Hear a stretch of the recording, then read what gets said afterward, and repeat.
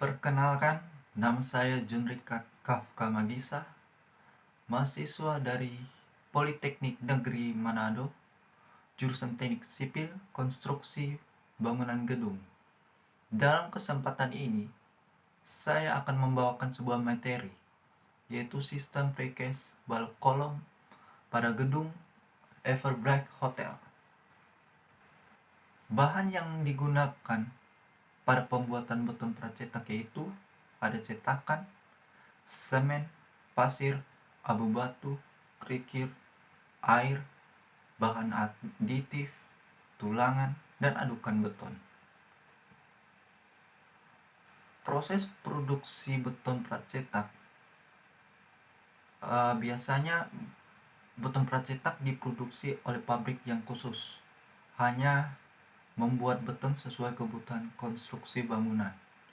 Mutu yang ditawarkan oleh beton pracetak jauh lebih unggul ketimbang beton konvensional karena pada pembuatannya telah menggunakan mutu yang standar dan diawasi oleh para pekerja yang sudah tersertifikasi dan memiliki kompeten. Berikut proses pembuatannya. Yang pertama ada pembuatan cetakan. Cetakan berfungsi untuk membentuk beton sesuai dengan kebutuhan. Pada proyek pembuatan cetakan biasanya menggunakan triplex atau multiplex. Kedua, ada pembuatan adukan beton. Pembuatan adukan beton hampir sama dengan untuk mengecor pada umumnya. Namun pada proses ini menggunakan campuran bahan zat aditif untuk mempercepat proses pengeringannya. Yang ketiga, pemasangan penulangan. Setelah adukan telah jadi, lalu dimasukkan adukan tersebut ke dalam cetakan yang telah dibuat sedemikian rupa. Pastikan pada penuangan disebar secara rata dan padat agar tidak keropos di dalam beton ketika sudah jadi. Proses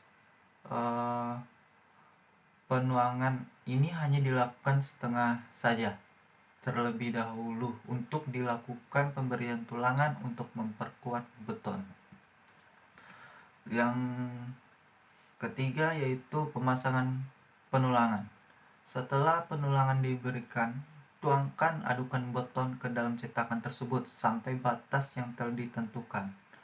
Lalu ratakan dan tusuk menggunakan besi untuk mempermudah adukan beton masuk ke dalam besi tulangan.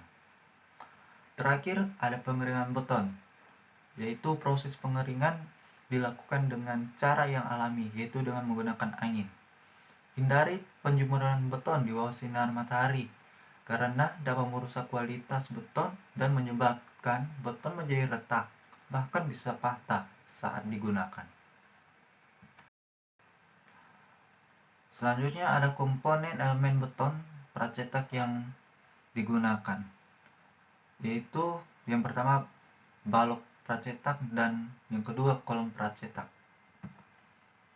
Metode konstruksi struktur beton pracetak.